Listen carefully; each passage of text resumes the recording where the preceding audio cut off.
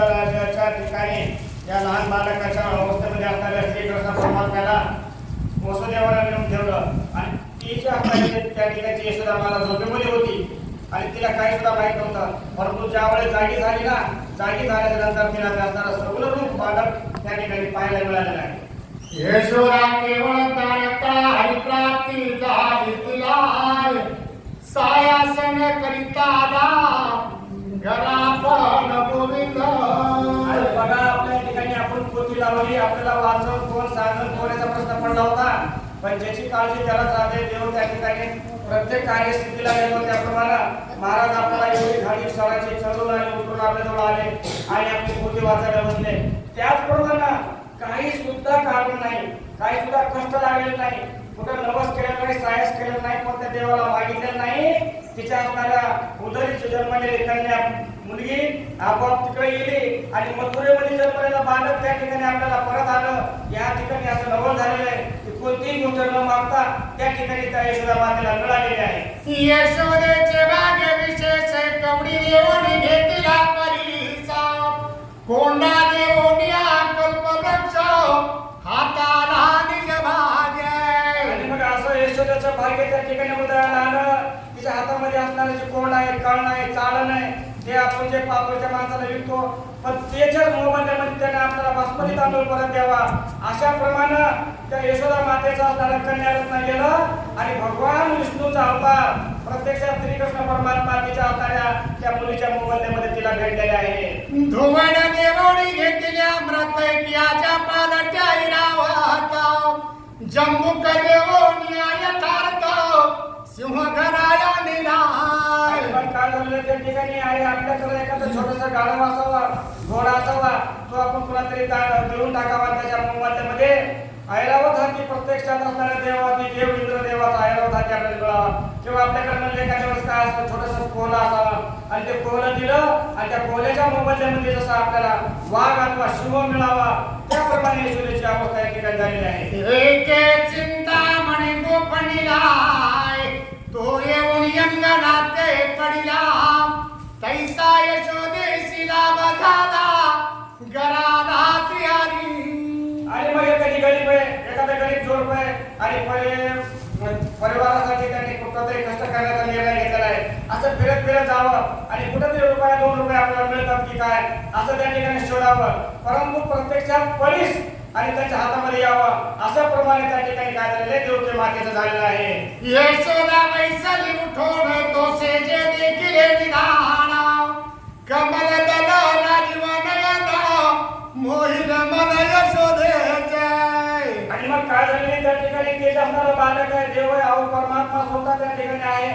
सगुण रूपामध्ये डोळे झाकून त्या ठिकाणी बघत आहे. यशोदा माता त्या ठिकाणी खूप आनंदामध्ये आहे आणि त्या आनंदाच्या भरामध्ये असलेली माता या ठिकाणी सगुण रूप बालक रूप अवस्थेमध्ये हे बाळ त्या ठिकाणी निरखून पाहत आहे. हासेवरी मुख करो नाही आपुले चरणीच्या अंगुष्ठ धरून घाली आपुले वदना तेजस धमिन समाय. आणि हे बालक त्या ठिकाणी जन्मलं नाही, छोट्याशा अवस्थेत आहे. जसं लहान बाळ जन्मतं आणि पाठीवर झोपतं, पाठीवर झोपल्यानंतर स्वतःच बाळ स्वतःचा पाय आणि असं काय तर धरतंय आणि स्वतःचा पायाचा अंक तोंडामध्ये येऊन झोपतंय. त्याप्रमाणे श्रीकृष्ण परमात्मा त्या ठिकाणी बालकाची लीला त्या करू लागली आहे. यशोदेशी पुत्र झाला म्हणून धावती होई आली गवळणी आनंद समाये त्रिभुवनी धन्य राणी नंदाची. आणि मग त्या ठिकाणी ही जी असणारी बातमी म्हणतात पूर्ण त्याच्या असणाऱ्या गल्लीमध्ये, त्या परिसरामध्ये, त्या राज्यामध्ये पसरलेली आणि आपल्या यशोदा मातेला या ठिकाणी पुत्ररत्न प्राप्त झालेल्या म्हणून त्या ठिकाणी असणाऱ्या दासदासी गल्लोगल्ली पळत आहेत आणि एकमेकीला सांगत आहे. द्वारी उभे मंडप गेले समस्त ब्राह्मण जवळी आले कुळीचा उपाध्याय ते वेळे गर्ग मुनी दावी नलाशय. त्या ठिकाणी तिच्या असणाऱ्या बालक जन्मल्याबरोबर त्या असणाऱ्या नगरीमध्ये खूप आनंदाचं वातावरण निर्माण झालेलं आहे. अहो राजाची पट्टराणी यशोदा माता आहे आणि खूप असं सामर्थ्य त्या नगरीमध्ये त्यांचं होतं. आणि मग प्रत्येक जणांना त्या ठिकाणी आपापल्या घरापुढे पुढे उभारलेले आहेत. त्या राजाच्या दरबारामध्ये काय केलं, मोठा सभामंडप उभारला आणि त्या सभामंडपामध्ये त्या बाळाचं कार्य पार पाडण्यासाठी सर्वजण आलेले आणि त्या ठिकाणी ते कोणी कार्य पार पाडावं, त्यासाठी याचक कोण असावा, ब्राह्मण कोण असावा म्हणून त्या ठिकाणी शोधायला गेले. तर आपोआप त्या ठिकाणी ऋषीचे मुनी सर्व गर्ग ऋषी त्या ठिकाणी हजर झालेले. गोकुळ्या अवतरला श्रीहरी वादेवा जत्याती गजरे दाटी झाली नंदद्वारी देवांबरी पाहती. आणि मग हा जो झालेला आनंद एका गल्लीमध्ये किंवा घरामध्ये मावणारा नव्हता. ह्याची जी अवस्था होती, हा जो असणारा परमात्मा आहे, हा रूप घेऊन ज्यावेळेस आलेला आहे, तो येत असताना सर्व देव त्यांना माहित होता. म्हणून ह्या ठिकाणी ही जी आपल्याला छोटस बालरूपामध्ये बघण्यासाठी आकाशातून देवांची गर्दी झालेली आहे. नंदे करुणिया मंगल स्नान पाहो चालिला पुत्र वधान गर्गयादी करुण ब्राह्मण त्रिकाळ त्यानी पातले. आणि मग ह्या ठिकाणी ही बातमी राजाला सुद्धा माहित झालेली. राजाला सांगितलं देवदूतांनी, महाराज आपल्या ठिकाणी काय झालेलं आहे, आपल्या गल्लीमध्ये आपल्या आनंदाची जी वातावरण निर्माण झालेलं आहे, आपल्या पंचदारीला काय झालं, या ठिकाणी हा बालक जन्माला आलेला आहे. ही बाळाची माहिती त्यांना पसरल्यानंतर नंदराजाने सुद्धा शुभमंगल असं स्नान केलं आणि स्नान करून त्यांनी आपल्या बालकाला बघण्यासाठी त्या ठिकाणी स्वतः नंदराजा आलेले आहे. करुणिया पुण्य वाचणे मग पाहे कृष्ण वधान मधुबिंब मुखी घालून मधुसूदन वळलाय. आणि मग त्या ठिकाणी काय केलं, शुद्ध लोकांना आंघोळ केली, स्नान केलं, स्वतः त्या ठिकाणी प्रसन्न झाला, देवाची पूजा केली आणि देवाची पूजा करून त्या बालकाकडे गेला. बालकाला पूर्ण न्याहाळून पाहिलं आणि न्याहाळून पाहिल्यानंतर त्याच्या आपल्या बाळाची त्या ठिकाणी काय केलेली, पूर्ण त्या ठिकाणी ओवाळणी केलेली. श्री वासुदेवाचे वदन पाहता नंद आनंद घडा मने अनंत जन्मीचे पुण्य एकदाची फळाले. त्या ठिकाणी काय झालेलं आहे, हा जो असणारा बाळ देवांचा देव सर्व ह्या ठिकाणी प्रथवीचा असणारा परमात्मा ज्याच्या उद्धरी जन्माला आलेला आहे आणि बाळ म्हणून ज्याच्या घरी जन्माला आला, त्याला कितीतरी आनंद झाला असेल. अहो आपल्या घरामध्ये जन्मालेले आपण पाहिले तर पहिल्या दिवसापासून जर बघितलं तर मोठ्या रांगत चालत आपल्याकडे आनंद होतो. ज्याच्या घरी प्रत्यक्षात देवाने अवतार घेतला आणि ते देव लहान रूपामध्ये बघत असताना त्या पित्याला किती आनंद झाला असेल. म्हणजे दोन रक्ष गोदणे नाना परिचित करत विचित्र अलंकार भूषणे वाटिता झाला नंद राजा. देव परमात्मा ज्याच्या घरी जन्माला आहे आणि जन्माला आहे अशा घरी की गरीबाच्या घरी नाही, राजाच्या घरी जन्माला आहे, नंद राजाच्या घरी. आणि मग त्या बालकाला त्या ठिकाणी काय करणे असणार आहे, सर्व आणि महागडे आणि सर्वात जास्त असणारे किमतीचे दागदागिने त्या बालकाच्या अंगावरती घालायला सुरुवात केली आहे. अक्षय वाणी घेऊन धावती नगरीच्या गौडणी आहेर अलंकार ते क्षणा गौरी पूजिती नंदाते. आणि मग त्या ठिकाणी झालेलं काय झालेलं आहे, ते आपल्या जे असणाऱ्या पट्टादारीला आपल्या राजमातेला त्या ठिकाणी पुत्ररत्न प्राप्त झाल्यानंतर त्या असणाऱ्या नगरीमधल्या सर्व गौडांनी आणि त्या बाळाला बघण्यासाठी हातामध्ये असणारे जे असणारे वाण, सोड्याचं वाण, पेढे, साखर आणि त्या ठिकाणी विविध प्रकारचा असणारा शुभ पदार्थ घेऊन त्या बालकाच्या घराकडे रवाना झाले. मंडित सर्व अलंकार गौडांनी नेसल्या कनकांबऱ्या पायी पैंजण वाजती गजरे यशोदेच्या गृही जाता. आणि मग राजाच्या घरी राजाचं बाळ बघायला जात असताना या ठिकाणी कशी काय असतात म्हणले त्याचं वर्णन केलेलं या ठिकाणी ग्रंथकर्त्यांनी. आपण जर आपल्या ठिकाणी एखाद्या बाळाला बघायला जायचं असलं, आपला छोटस बाळ कुठेतरी परिवारामध्ये कुटुंबामध्ये जन्मले आणि त्याला जात असताना आपण जर एवढं करून थकून जात असतो, पण ज्या देवाला बघण्यासाठी त्या गौरी त्या ठिकाणी चालल्या होत्या तर त्या किती लटून गेल्या त्याचा असताना पुढील कथेमध्ये कळायला. हळदी कुंकुमाची तटे भरून धावत हाती तम्मी म्हणती धन्य त्रिभुवनी यशोदा देखील समर्थ. आणि मग हातामध्ये काय केलेले, हळदीचे कुंकवाचे ताळ घेतलेले, त्याच्यामध्ये असणारे शुभ वस्तू त्या ठिकाणी केले, मंगलमय सर्व वस्तू त्या ताटामध्ये भरले, ताट हातामध्ये घेतलेले आणि त्या देवतीकडे गेले, त्या असणाऱ्या यशोदा मातेकडे गेले आणि मनामध्ये म्हणतात चालताना विचार करतायत किती असणारी यशोदा माता या ठिकाणी थोर आहे, जिच्या घरी इतकं सुंदर बालक जन्माला आलं. असं त्या असणाऱ्या दोघांनी एकमेकीमध्ये चर्चा करत चाललेल्या होत्या. एक म्हणती हे बाळे सखे दिसते बहुविशाळ एक म्हणती त्रिभुवनाची गालील पादान हे पुरुषार्थ. आणि मग आज आपल्याला भगवान परमात्मा तुम्हाला सांगतो आयुष्यभर ध्यानात ठेवा. भगवान श्रीकृष्ण परमात्मा असं एक चित्र आहे, ज्याला जसं बघाल तसं दिसतंय. कोणत्या एखादी मायताला जर त्या ठिकाणी बालक म्हणून बघितलं बाळासारखं दिसतं, कोणची मायताला त्या ठिकाणी आपला मोठा भाऊ म्हणून बघितलं भावासारखं दिसतं, कोणता एखादा पैलवान त्याच्याकडे बघितलं तिथं पैलवानासारखं दिसतं, कोणाला गवळणीला त्या ठिकाणी आपल्या पतिराजासारखं दिसतं तर पतिराजासारखं दिसतं, आणि कोणाला जर त्या ठिकाणी 11 रूपाचा शूरवीर पाहिला तर तसं दिसतं. जशी भावना आपण त्या श्रीकृष्ण परमात्म्याच्या नजरेसमोर ठेवू त्याप्रमाणे श्रीकृष्ण परमात्मा आपल्याला दिसतो. तसं या गवळणी एकमेकांमध्ये चर्चा करतात, माय ते लय 11 दिसतं माय, एक म्हणते लय शूर आहे माय, एक म्हणते खूप सगुण आहे माय, एक म्हणते खूप सुंदर आहे माय, असं म्हणताना त्याच्या हाताने गवळणीचा भाव कसा होता तशाप्रमाणे हा देव त्या गवळणीला दिसत होता. एक म्हणती होईल महावीर, एक म्हणती दिसतो उदार, एक म्हणती सहस्त्र कर उन्हाते राशियाची हार. आणि मग काय झालं, गवळणी एका मागे एक चाललेल्या गवळणीच्या रागायत आणि चर्चा चालली अशा बघा त्या आणि पुढे जातात. माय म्हणली हा जो आपल्याला बाळ आहे खूपच महाप्रकरणी होणार आहे. दुसरी काय म्हणते नाही बाई, आणि हा जो आपल्याला बाळ आहे इतका सुंदर होता तर एक सूर्य बघितल्याच्या नंतरचे डोळे दिपत होते का, तर हजारो सूर्य बघितल्याच्या नंतर जसे डोळे दिपतात का तितका असं त्याचं तेजस्वी रूप आणि त्या ठिकाणी पाहून आले म्हणजे बाहेर. एक म्हणती न खावरो एका बसांडा वाकुळवंडी करोड, एक म्हणती ओवाळून जाऊ तुझ्यावरून बाळका.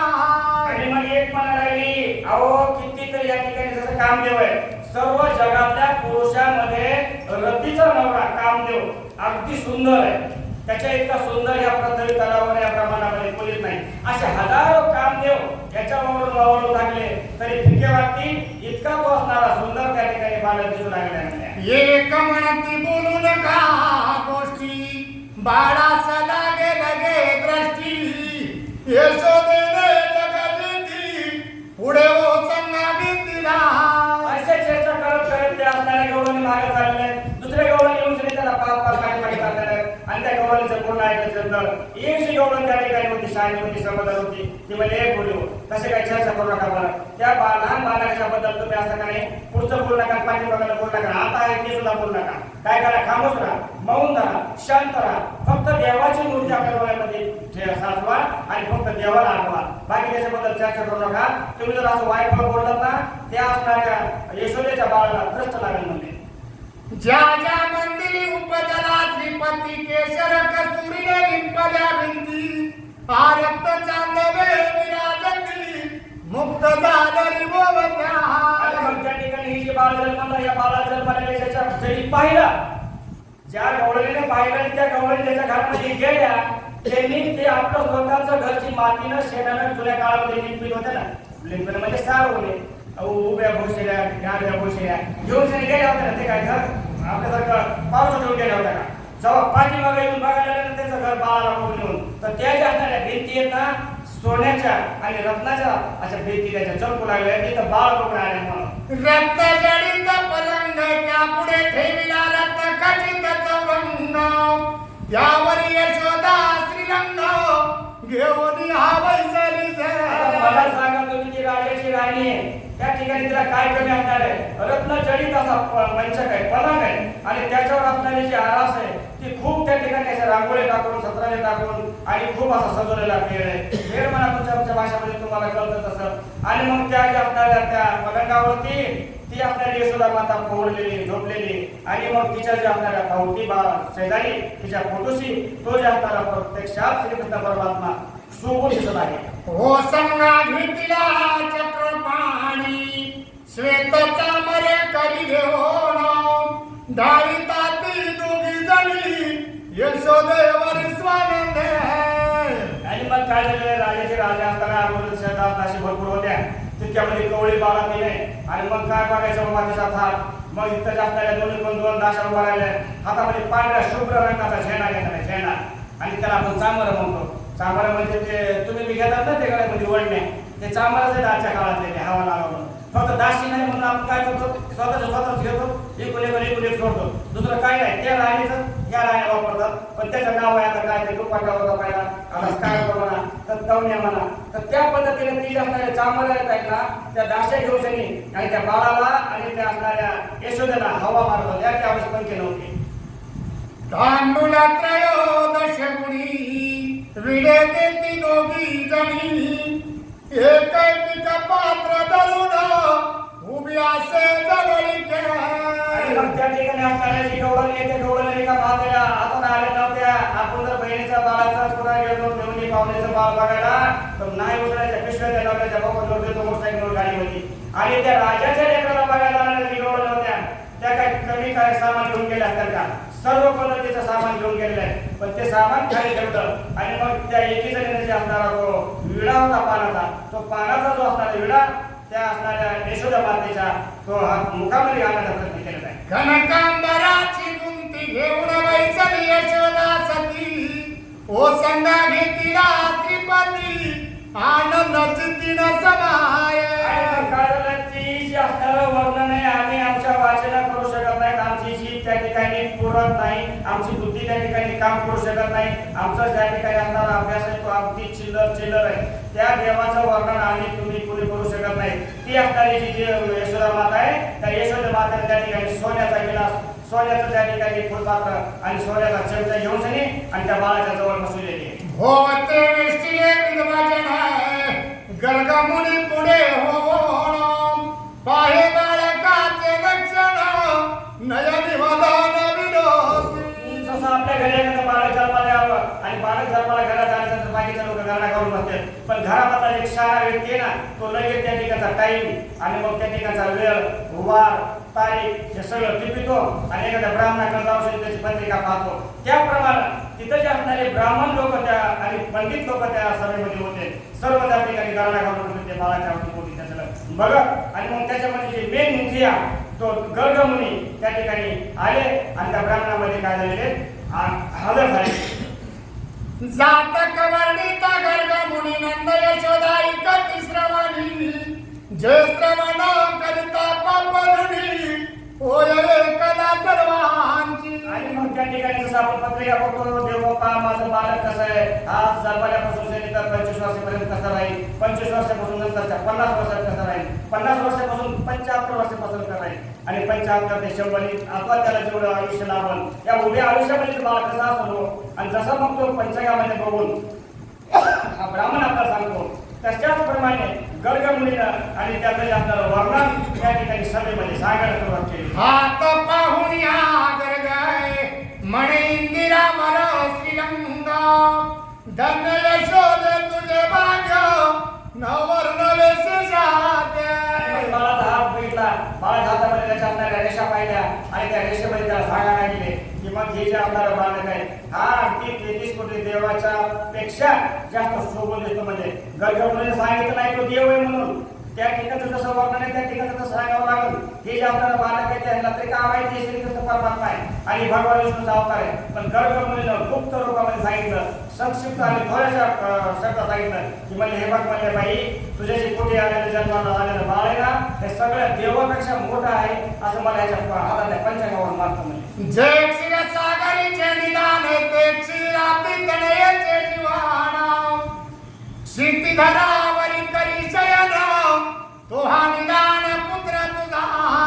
आणि मग हे बघ म्हणले मला तर असं वाटतं तुझं बाळ आहे ना त्या बाळाचं पंचांग मला त्याच्या हातामध्ये असं दिसायला लागलंय की जसं काय म्हणजे एक छोटंसं बाळ आहे आणि मग ह्या असणाऱ्या समुद्रामध्ये कमळामध्ये झोपलेलं आहे आणि असं हातापाय लावून पोहटलेलं आहे आणि पाठीमागे त्याच्या असणाऱ्या शेषशाही नारायणानं त्या असणाऱ्या सापाच्या फड्याच्या धरून वरून धरलेलं आहे असं चित्र म्हणजे मला तुझ्या बाळाच्या रूपामध्ये दिसायला लागले. असं गर्गमुनी त्या ठिकाणी सभेमध्ये सांगायला लागले यशोदा माते. कमल नयन कमल वदाना कमल नाम कमल भूषण कमल प्रिया कमल शयन तो हा पूर्ण पुत्र तुझा. आणि मग ही जे असणारे बाळ आहे म्हणजे याचे जे असणारे डोळे अगदी कोमल आहे पण कमळाच्या केळीच्या खोटामधून ज्यावेळेस ते कमळ खाली लोंबतं चित्र डोळे पुढे आला ना चित्र डोळे पुढे आला काय करत तुम्हाला नुसतं मला याच्याकडे एवढे केळी पाहिल्या फक्त त्याचं निरीक्षण बघा. ते केळीचा जी पाठीमागचा भाग आहे लाल तांबूस देतो, आतला जी भाग आहे त्या ठिकाणी काय मोरपंखी देतो आणि त्याच्या पुढचा भाग आहे त्या कवड्या कळ्या त्या ठिकाणी पांढऱ्या शुभ्र देतात.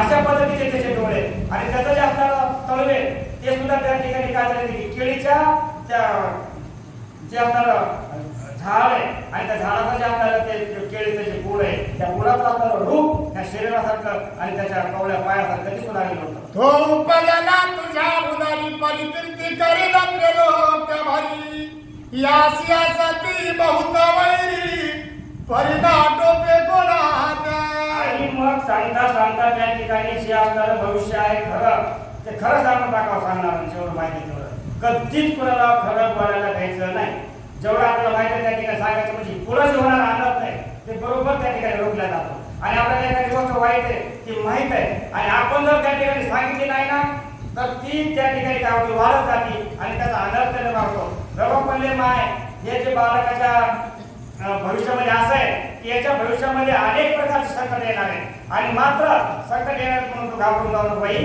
हा जो असणारा बालक तुझा सुयोग्य आहे आणि कोणतंही संकट आलं तर त्याला निवडून तू पुढे जाण्यासारखं आहे महाविशेष स्तनगरोन कोणी येई लगे कामिनी स्तनपालिता चक्रपाणी तिस शोषून टाकीला हे बघ हा असणारा लहानपणीचा बालक मोठेपणी काय करणार आहे असं भविष्य त्याचं जाणार पंचांग गडगामध्ये सांगत आहे तुम्ही इथपर्यंत ऐकायचा असंच म्हणले हे बाळ एक छोटंसं तुला कुणीतरी एखादी महिलेच्या रूपामध्ये येईल म्हणले ती असणारी राक्षसी नाही आणि मग माझं करते बाळ मी त्याला असं मागते असं म्हणेन त्यात परंतु त्याच्यामध्ये भागलेलं विष असणार आहे आणि याला मारण्याचा प्रयत्न जर झाला ना तो मात्र तिथं जाणार पूर्ण विषरूपी दूध पिऊन घेईल आणि त्या ठिकाणी तिला क्षीण करून टाकेल चंदवारी उडवून याते घेऊन जाईल आकाश पंते मर्दोनिया त्या दैत्याते विजयी होईल पुत्र तुझा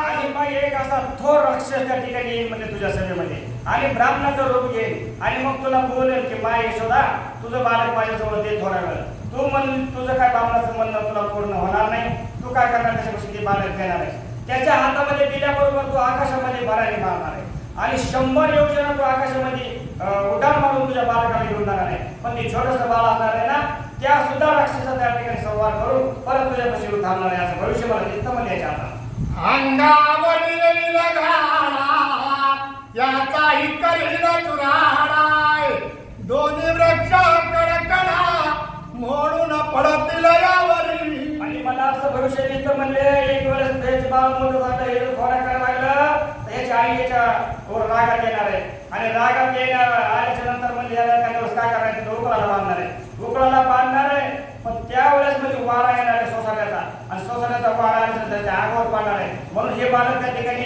थोडंसं पुढं जाणार आहे पुढं जाणार आहे तर दोन्ही झाडाच्या साथीमधून पलीकडे जाणार आहे अहो बाळ गेलं छोटंसं काय म्हणून पलीकडं पण त्यावेळेस उकळ काय तुमच्या आमच्या उकळासारखं असणार आहे का पाव किलो मिरच्या फुटायचं अहो सगळ्या जगाला मिरच्या फुटण्याचं असं ना ती जगाच्या परमात्म्याला लहान रूपामध्ये सांभाळते म्हणल्यावर या सर्व पर्यावरणाला या सात खंडातल्या लोकांना चटणी पुरण एवढं उकळ असं त्या पाहिजे मोठं आणि मग ते उकळ त्याने काय केलं वडी पुरवलेलं असणार आहे आणि मग दोन्ही झाडाच्या मधून हे बाळ गेलं पण ते उकळ कसं येणार आहे आणि उकळ येणार नाही म्हणून त्याची घाई ठेवली त्यावर खून ही आम्हाला गोष्ट शाळेमध्ये आम्ही पहिले तुझं जाता सुद्धा रायबांना त्या सांगितली पिलाची वाळूमध्ये बसतात त्याने अभ्यास केला असं विचार आम्हालाच काही गंध नव्हता ते म्हणजे मग ते उकळ आलेकडे आहे ना काय करावं मग काय करावं म्हणून ह्याने काय केलं मी ती काळी भाजी आणि आय्या म्हणल्याबरोबर ते उकळाच्या पाठीमागाला गाडा यायला सुरुवात झाली मग आल्यावर तर उकळलं ते दोन्ही झालं पडले उठून आणि पडल्याच्या नंतर काय झालं ऐका हा होईल चित्त चोर गोर सौरोने